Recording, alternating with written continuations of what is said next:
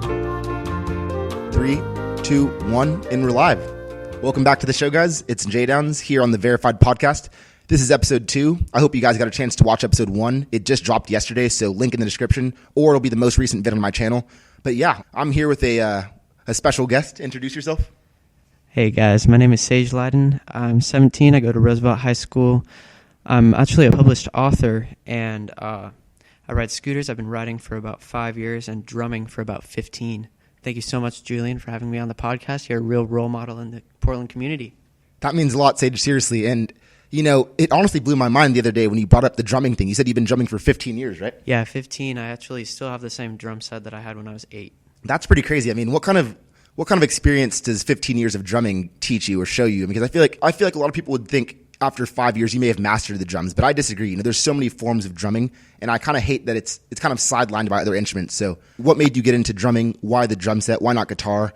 And how's your outlook on that? So my first ever drum class was actually a little African drum choir when I was, let me think back a little bit farther. Like, my mom, when she first had me, took me to like these mom and son like little jam session things, and like I had like little tiny congos, like, you know, like the size of your palm and shit, and like that was hella fun. Like, I don't really remember it, but like I ended up going to an African drum kind of class for 6-year-olds, and really sparked my interest there. They even like sat us down on the set for a little bit, and after that, actually, I have to give a huge thanks to Ethos Music Center. It was like super sick because they have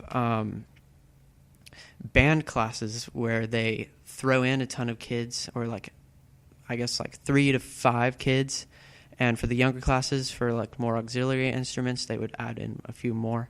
And like we would have a summer camp. It was like a week summer camp, like 9 to 5 kind of shit, and like at the end there was a showcase, like a little concert for all the parents and stuff. And like I did that years and years and years in a row, and had private lessons during that entire time. And here I am today. Like, I got a double kick drum, which is for like more metal stuff, when I was, I think, like 13 or 14. And I love playing metal. I love playing fucking punk and shit, like listening to it too. Like, that's me all day at school. No, I literally love that. And I'm a huge musical, lover myself. I stay on the more jazz side of things, but I do respect metal. It has its place in the history of music. And how does, I feel like a big issue with people have with drums is the noise thing. How can you practice in a house without people going crazy almost? I honestly drive my family crazy. Like, just today, like, I actually had my drum set not set up for the longest time because of this issue. And like, we didn't really have the correct space for it. And just the other night, I was like, I want to fucking play drums so bad. So I like went into my room, went in all the different rooms in my house, grabbed all the shit I needed for my drum set. Like, I have a like 7 or 8 piece kit, and because I've added stuff to it over time. And it took a long time to fucking set up. And like, that's one of the reasons that I kind of have a love-hate relationship with drums, because like, honestly, it's one of the worst instruments. Like, it's so loud and it's so fucking expensive. Like, there's cymbals that sound so amazing, and they're like perfect cymbals, and they're like $1,000, and that's just one. It's interesting because drums are such a backbone of music, you know what I mean? And it gets so much hate and so much discredit, at least from what I've seen. Without drums, we would pretty much be fucked. I mean, I was trying to record just a basic loop earlier, guys. If you guys don't know, I've been working on an album for the past year, but that's off topic. Anyways, the whole point I was making was, without a simple metronome, without some sort of time signature, you're pretty much fucked.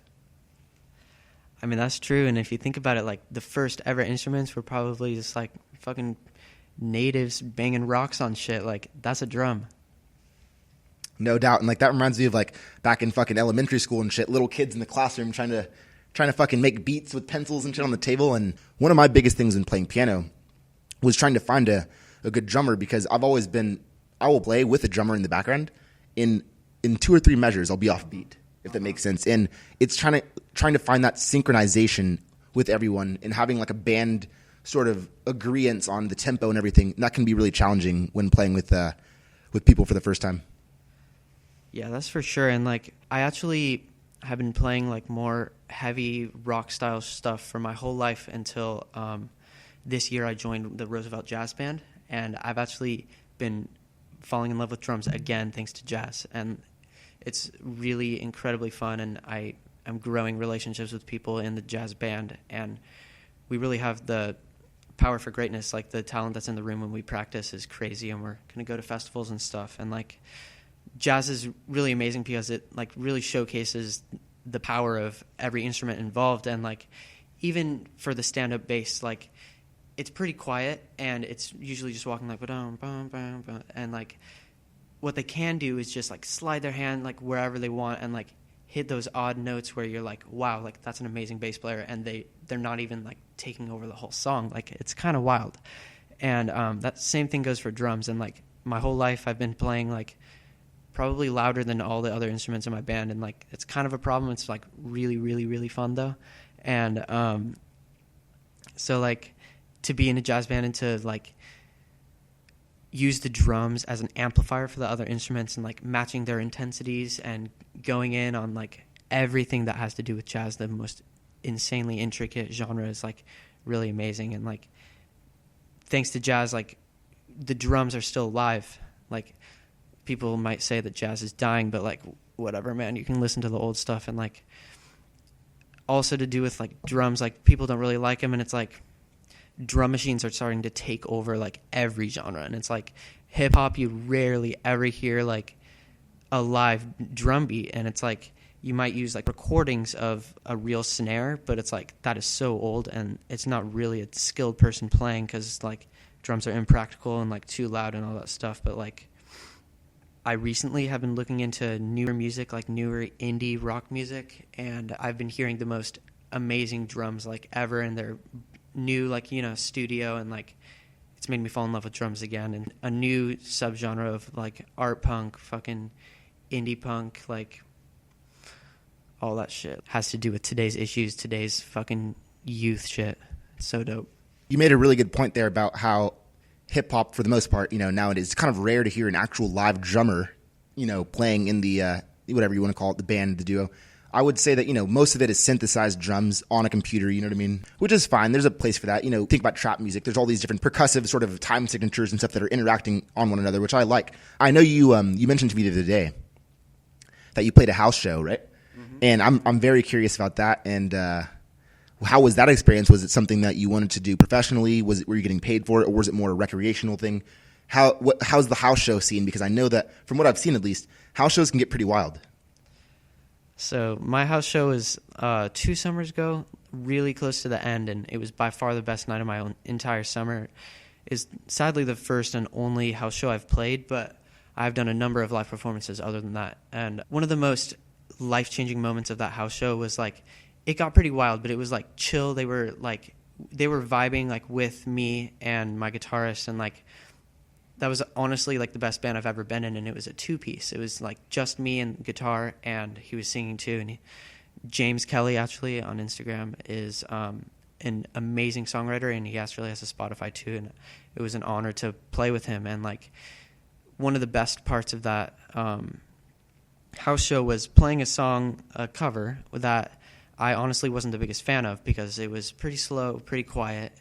And I don't know, I was just like, kind of felt like I was in the background. And James ended up, like, I'm usually in the back of the stage on the drum set, kind of hiding behind all that shit. And it's like, James stood toward the side, and I could, like, was face to face with the audience, and they were so in love with the song, and they were singing along.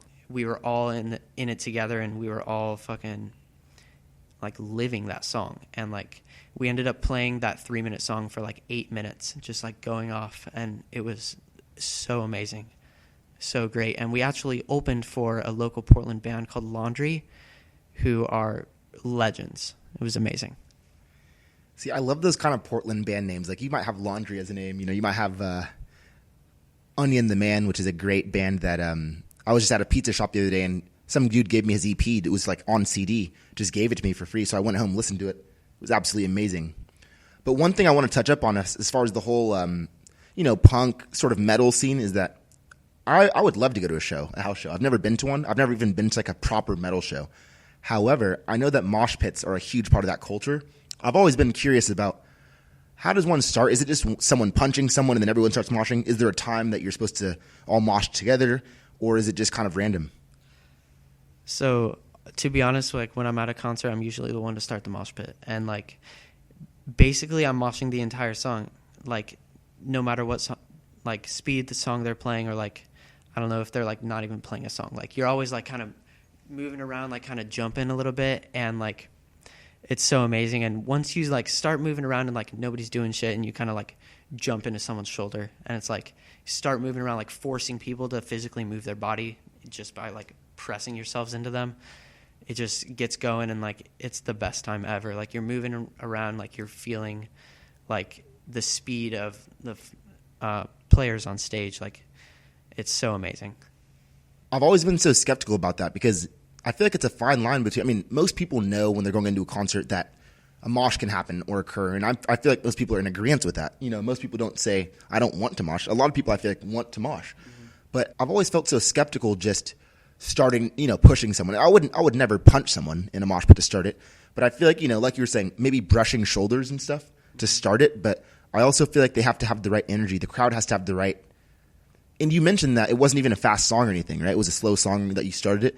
That's interesting to me because I feel like from what I've seen, a lot of moshes, I think there's a correlation between like high tempo and high energy as far as emotional energy and how you're going to respond to those tempos and those time signatures. And so going back to the point I was making, I think that it would be easier, in my mind at least. Like I said, I've never been to a show like that, so I can't vouch. But I think it'd be easier to start a mosh with a higher energy song than a lower one. It's definitely true, and like the vibe of the room really, really matters for the mosh pit. Like I went to a show here in Portland at the Wonder Ballroom to see Beach Goons, and the vibe of the room was absolutely terrible. And like everybody in the pit was like mean. Like it kind of seemed like they didn't want to be there, or like maybe that was just because of me. Because like I ended up leaving that show early with me and a couple friends, and like I don't know, it really sucked. But like the thing is like you got to help make the vibe of the room. Like a mosh pit is like at its best when there's lots of people in it, and like you have to keep that intensity, that energy in yourself, like while you're starting it. And it's like you're going around and like you're like, I'm enjoying this so much, like I'm gonna like bump into you and like try and give that energy to you. I've never thought about it like that, but I think that going back to giving the energy, is it something that's linear? Is it I give my energy to him, he gives it to her, she gives it to him? Is it like a chain reaction, or is it more just one person starts and everyone jumps the fuck in? It's not like a straight line at all, to be honest. It's more like an aura, and you're like, it's emitting off of you, and like the closer someone gets to you, the closer you get to the energy's core, and like that's how you pass it on, and soon the whole room is glowing. Interesting. Well, I guess that wraps up that section, guys. We're going to be going to break right now. We will see you guys in 10 seconds. Hope you guys have enjoyed the podcast so far. Make sure to drop a comment. If you're not already subscribed, please subscribe. Hit that notification bell. Don't miss out on a podcast. We'll see you guys in 10 seconds.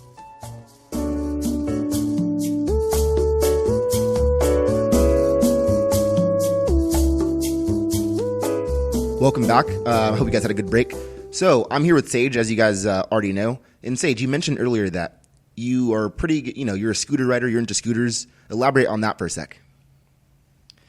So I've been riding scooters for about 5 years, and about, like 6 or so years ago, I was riding mountain bikes mostly, and I rode actually a dirt jumper bike. It's kind of a hybrid between a BMX bike and a mountain bike. They have 26-inch wheels, which are bigger than a BMX bike, which is 20-inch, and they have a front suspension. And I had fun like riding dirt jumps and just like fucking around at the skate park. And like my brother through that time, actually, I can give some credit to him. He was a big scooter rider way before I was, and he is honestly an extremely talented scooter rider, like much more than I am. And like everybody has their different skill sets, but like he had versatile combos, and like, it was sick.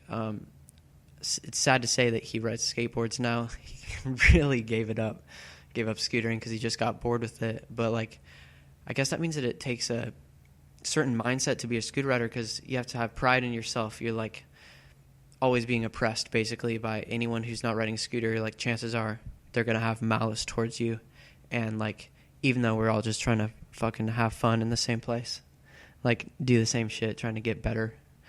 But like, it takes a certain kind of person to be a scooter rider. like self-pride, and many pros, like, I don't know, more well-respected pros say that scootering is art, and I completely agree.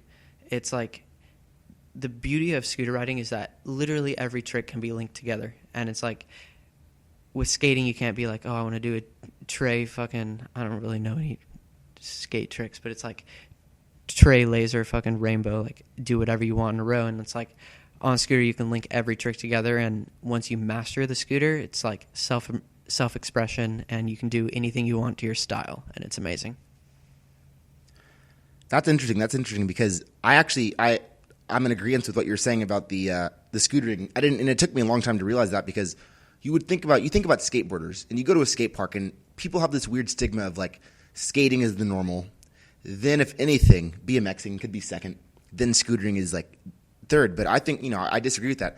I used to think that there was only two tricks on a scooter. I was thinking like, okay, you could do a tail whip, or you could do like a front whip, whatever it's called, a heel whip, right? Yeah, heel whip. Yeah, heel whip. So I was thinking there's only two tricks. But ever since I met you, of course, and you've been taking your scooter out more, you've been doing these insane 360s and like 540s, and I never even knew that was possible on a scooter. And I thought that most people were riding Razor setups. I didn't know there was like pro models. You could have a Walmart skateboard versus an actual setup. You know what I mean? So I guess it's the same with scootering. And I really think that with the addition to all these electric scooters like Lime and stuff, I think people have been viewing scooters in a more positive eye recently.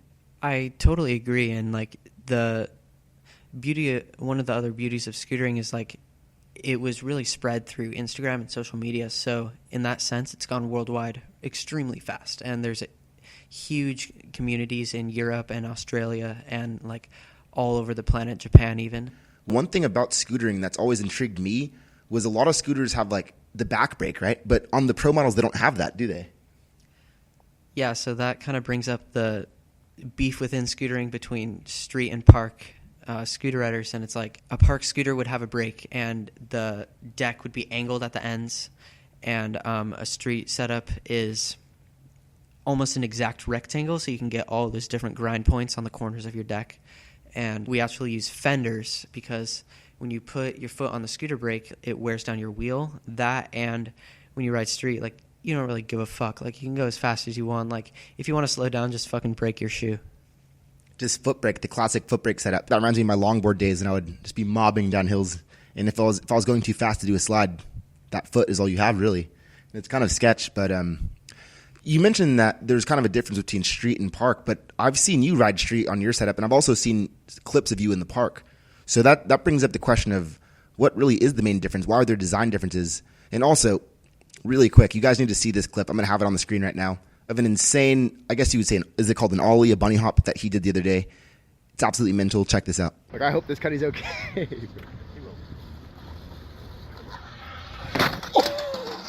So actually the difference between design on park versus street scooter decks is not necessarily just because of those grind points. It's also because of weight. And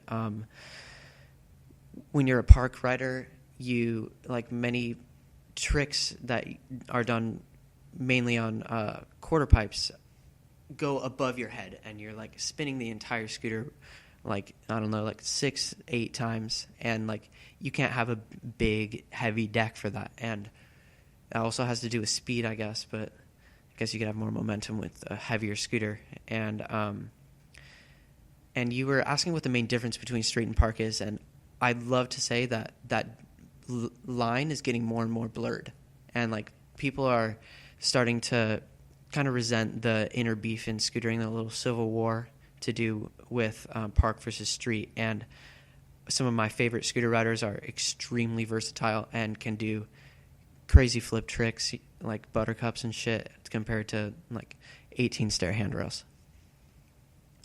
So would you prefer doing like street stuff like tricks, 180s and like threes and stuff, or would you prefer hitting ramps and ledges and that kind of stuff? And what's easier?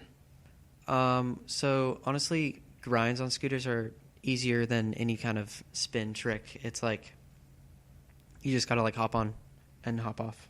It's pretty easy.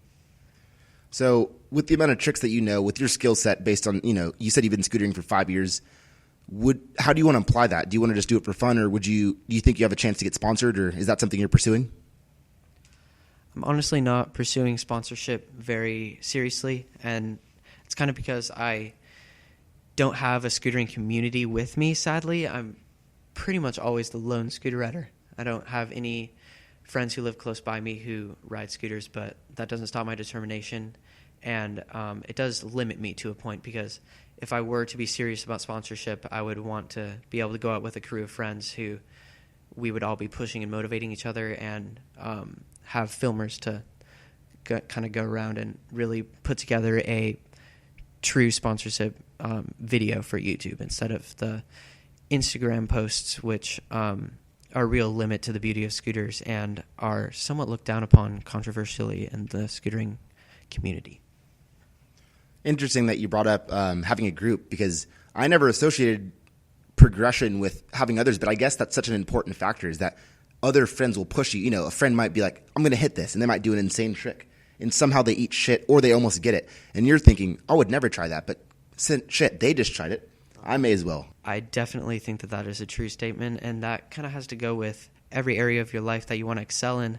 And like, for me, like, I kind of believe that you're only as smart as the people around you. And if you surround yourself with people who don't think as deeply as you, or even aren't interested in the same things as you, it's like you are not pushing your limits. You're not talking to other people who really want to hear what you have to say and actually have a thoughtful response.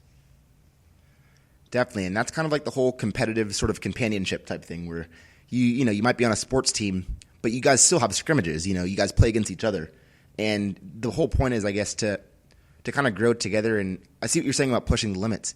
I've always been such an independent worker. I've tried to work with others, but it kind of seems as if people either don't have the time or the work ethic to fully sustain and fully commit to a lot of projects. So, unfortunately, I've had to do a lot of stuff on my own. I completely agree too. And one time where I really had to focus my own determination into one project on my own, and actually having only extremely famous people to look up to as well, was when I wrote my book in 8th grade. I am a published author of a book called Interns Built the Pyramids, and it's about 250 pages long. And I wrote it in 3 months at the end of my 8th grade year as my 8th grade project, and I worked 24 hours a week on my own. And I had a pretty simple outline for the story and the characters, their attributes, etc.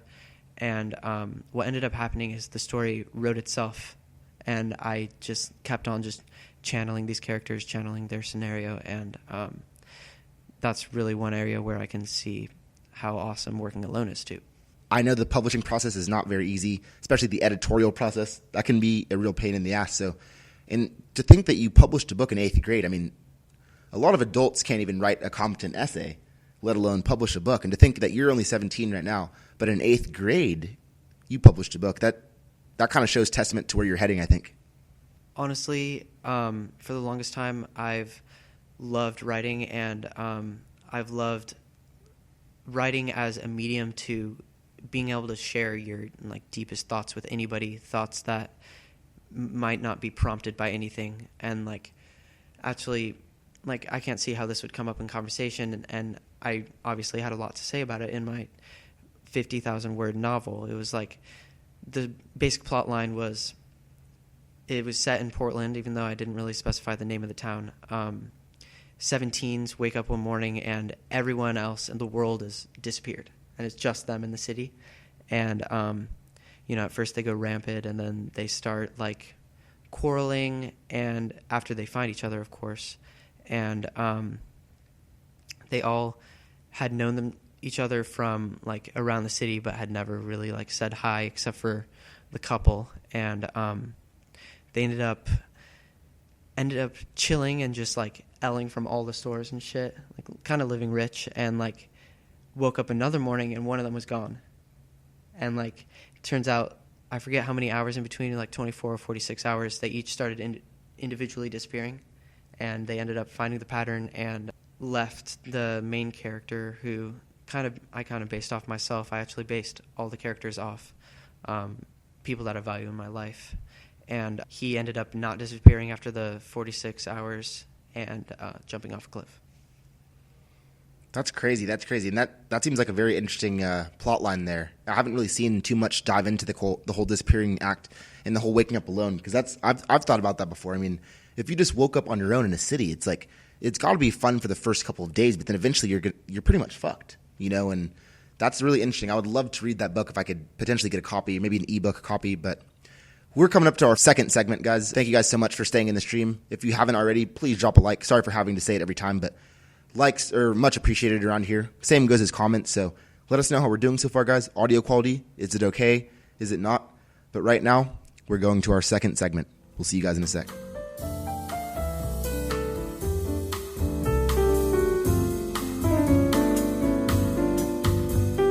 All right, 3, 2, 1, and we're live.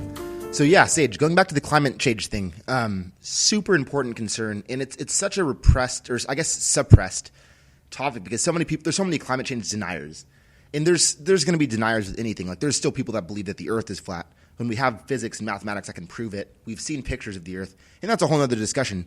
But going back to the climate change thing, there's people like Greta. What's her last name? Thornburg? Yes, Greta Thornburg, who's standing up for these kind of concerns. And I think a lot of people gave her negative outlook because in their argument, and I'm not in agreement with this, but in their mind, she's quote unquote annoying and yelling into a microphone when she should be just talking like a normal person. I mean, that is a good point. And another reason that Greta Thunberg could actually be looked down upon is because she's so young.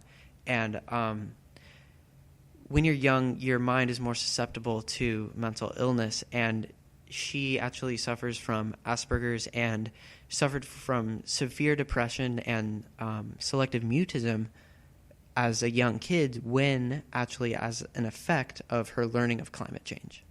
It sent her into a depression and made her not want to speak at all because she was so sad, so worried.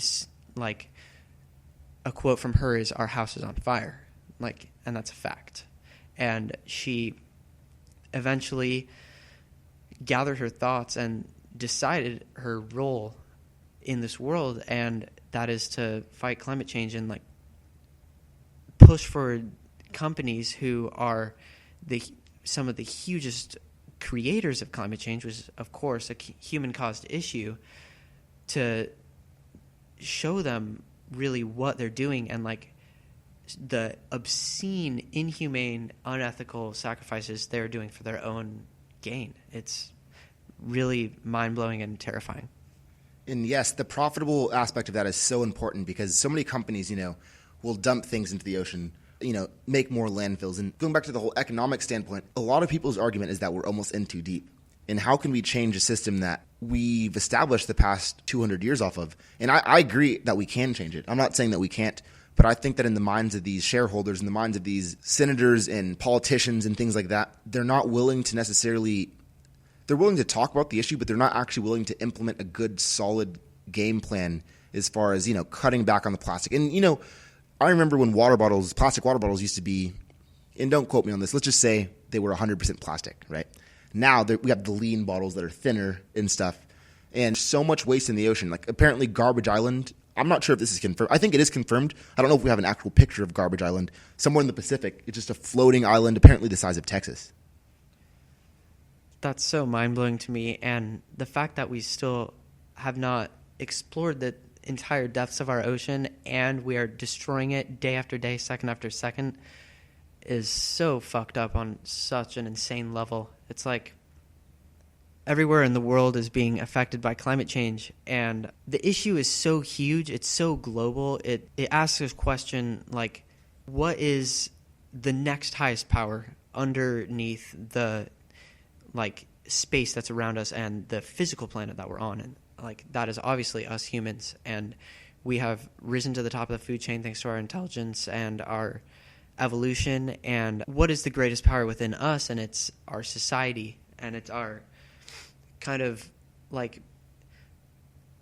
I might call it a hive mind type of situation, where human race all at this time has a similar view on our state in the world, and it's we are on top, this is our planet, this is what we're doing. And me personally, I'm kind of contradicting myself right now. I definitely don't believe that, and I know that I'm not the only one. Thankful to all those people who have progressive mindsets, but the change, in my opinion, that we need to fight climate change starts within us, and that could show itself as choosing environmentally friendly foods to eat, like eating vegan. And people might say that turning vegan like doesn't do shit for the environment, and it's more expensive, inconvenient, doesn't taste as good. But personally, I'm not 100% vegan. I think of myself as more of an environmentally conscious eater, and meat and mass farming of cattle is one of the greatest causes of climate change in the U.S., and it's horrible what these mass-producing farms are doing to these animals, and cows are physically being raped for your milk, for your cheese, for your ice cream.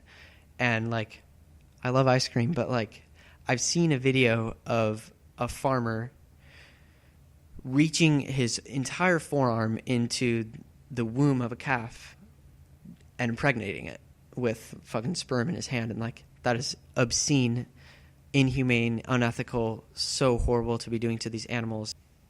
And I think so much of, you brought up the whole farm issue and the whole agriculture sort of industry, and that's a huge aspect of the climate change thing. You know, we're talking about spraying pesticides and all sorts of chemicals onto crops, which we don't know the actual effect. You know, we don't know the long-term effect of that.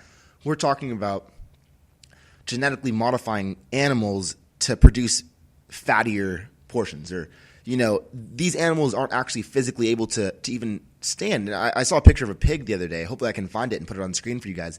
That was too actually proportionally big to stand up correctly, and its legs could not support it. And these animals are being raised for literal slaughter. And I think that not only is the farm industry such a big culprit, I would say that fossil fuels are so important, you know, with the whole global warming issue. And I do love how people have sort of transitioned from saying global warming into climate change, because that's a more accurate statement. However, with the emission of these greenhouse gases and all these things that are getting trapped within our atmosphere, it brings the question, what do we care about? I mean, do we care about the current day and age? Do we care about the present? Or do we care about the future? And I would argue that most people, at least non-progressives, are more, you know, they're concerned about the present. Like right now, we're recording a podcast. We're not really thinking about 2 weeks from now, are we? You know what I mean? Like, we're thinking about right now. So it's such a slippery slope, because so many people are so selfish and, oh, I'm hungry now, I'm just going to go get a burger. But you're not, like, trace that burger back to where it came from. Trace the pesticides back. And people are talking about, you know, there's all sorts of bugs and insects that are dying. And that's the whole point of a pesticide, pretty much, you know, is to get rid of those things that are going to be detrimental to crops. And I think that I was first so on board with that. You know, I fucking hate mosquitoes and shit and flies and shit. Fuck them. But they have a pivotal role in this ecosystem, and we can't go around playing God, so to speak, taking shit out or adding shit in. And you can't go and add on genetic modifications or take out a species of shit that is annoying to you. We have to find workarounds. We have to find more ethical workarounds, in my opinion. And I think we're never going to get to that point in the current political day and age. We need some sort of major progression in environmental study and in actual, you know, futurized plan to implement a great system. Because like you were saying, I fucking love ice cream. We're all guilty. That's the thing. And if we can modify our diets, maybe that's going to be beneficial in the long run. So a study actually said, and you can quote me on this, that going vegan is actually as good for your carbon footprint and reduces the amount of emissions that you produce into the world as driving a hybrid car. And to do with pesticides, like, not only are pesticides killing insects and may have harmful effects on the human body, but they are being used to create more of a plant, just like you were saying about the pig, and same thing happens for chickens as well. Not only are we eating food that is genetically modified, you know, at the definition, it's like fake food. Not only that, but spraying, like uncontrolled spray of hugely chemicalized pesticides onto crops also floats up into the ozone layer and starts breaking down our atmosphere, adding to pollution, adding to the diminishing air quality of the world right now, and, you know, contributing to climate change as a whole. And, like, this issue of climate change can be connected to the crops, which is connected to society, capitalism, and then like we can bring that down back to slave traders who stole America, back down to the indigenous, beautiful communities of America from a very, very long time ago. And it is such an emotional burden to think about that we are standing on stolen land and like standing on graves of mass genocide of Native Americans. Their way of life was so beautiful and so respectful to the earth, and like we've completely fucked it. That's a great point, because so much and I hate to kind of bite my own foot. I'm an African American person, but so many African Americans and black people get a lot of credit as, okay, we have to help them and stuff. But a lot of times people will just turn a blind eye to Native American culture. And they were the actual original, indigenous people here on this land. And like you were saying, you made a beautiful statement that they were so great to the earth. They treated the land beautifully. And somehow it was this reoccurring system where they were able to get the food that they needed. They were able to, fish for their salmon and stuff. But at the same time, this is low caliber stuff that doesn't affect the world in the long run. And I think that with modern day demand for food and stuff, and not just demand, it's a greed. Because I would say I can't vouch. I would say the average person in America eats more than they deserve. That's what I would say. And I can't speak for, homeless people or people that, there's a lot of people I'm sure that don't have a lot of access to food and stuff. And, God bless them. But I truly do feel like the average well-off, lower to upper middle class to high class person eats way more than they bite off way more than they can chew. And it's not fair to the agriculture. It's not fair to these animals that are literally going through, like you said, almost a genocide type thing. They're literally getting raised to be slaughtered. And that's not fair at all, guys. I'm not in agreement with that at all. However, I am very hypocritical because, I want to go and get a burger with bacon on it. I want a slice of cheese.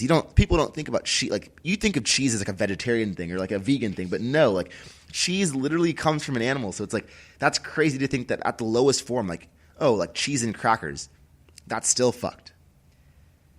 Cheese and dairy products are actually some of the worst, go through some of the worst process from the animal. Mother cows are raped over and over. They are giving birth to more calves who are being torn away from them and who have true emotional connection to them. Those calves are being torn away to be instantly slaughtered for veal and like specialized meat, quote unquote.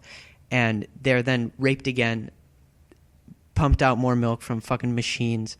Babies are stolen from them, killed until they are killed. I'm hoping our generation can really fix a lot of these problems, but that looks like that's it for the podcast, guys. Thank you guys for tuning in. Make sure to subscribe, hit the like button. Sage, thank you so much for coming on the show. Thank you so much for having me, Julian. This has been a pleasure. We'll see you guys next week. Jdowns out. Enjoy.